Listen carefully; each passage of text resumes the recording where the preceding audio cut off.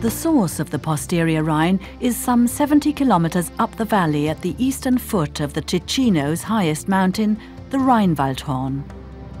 This is the European watershed, where the water will either flow south or north via the posterior Rhine.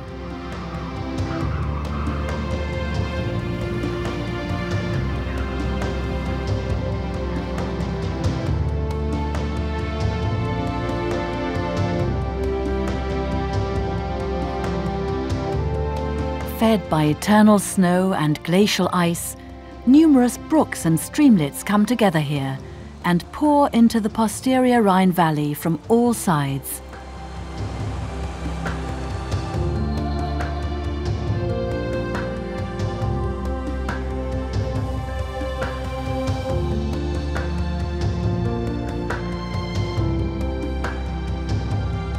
Val Curciusa is a natural secondary valley, only accessible by foot, an untouched gem.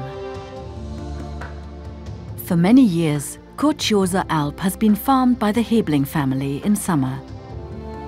Over 2,000 animals spend the summer months up here on the mountain pastures: sheep, cows and horses. Once in a while, all of the pastures need to be grazed.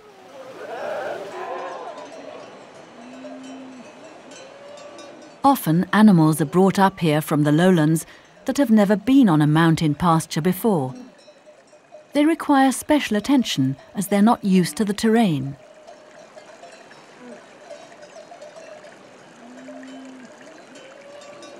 Laura Helbling lures the animals onto a field with salt. She's an experienced shepherdess.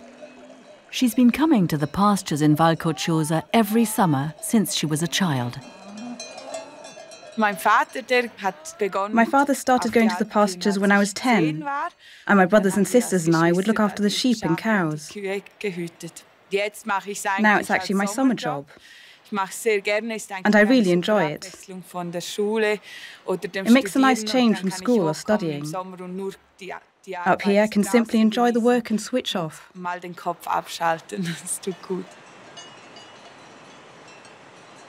21-year-old Laura is a qualified chemist and is now studying to become a nutritionist. For her, the tough summer on the pastures is a way of recovering from city life. I like being outdoors and being on the move all day. I like the fact that I don't have to go to the gym or anything, because I get enough exercise doing this work. I personally couldn't work in the stables. It's too cramped. Out here, the animals are free and can roam all day long. I just have to make sure that they don't stray off the meadow. The valley is around 9 kilometers long. Consequently, the shepherds can't be with their herds all the time. It is important to sit down sometimes and just watch the animals as they establish their own hierarchy. Then you understand how they graze and when they will move on to another place.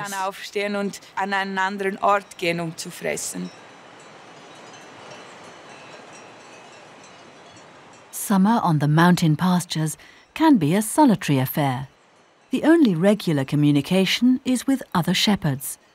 There's no mobile reception up here, and Laura is delighted when her father and brother come to visit.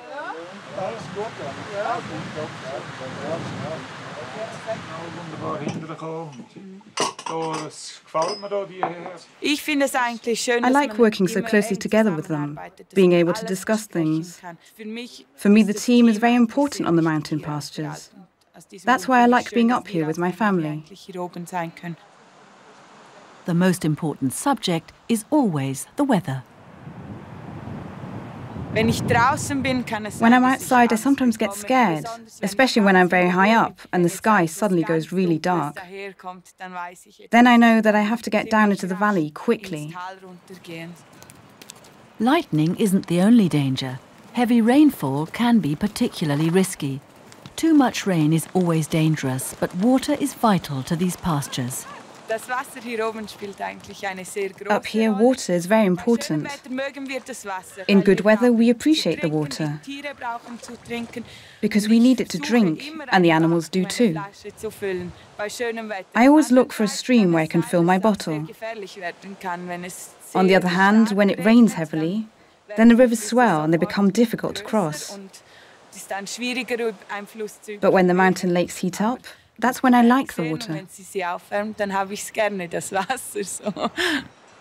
That at some stage the water of the mountain lakes will meet the Rhine and flow into the North Sea seems theoretical up here. When you see those small streams trickling down from the glaciers, it is hard to imagine what a mass of water will come together further down. It's really incredible.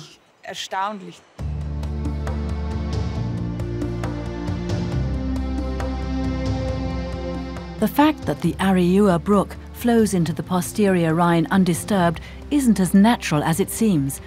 Plans to dam the Rear Valley and use water power to generate electricity were only abandoned in 1999 after a long struggle.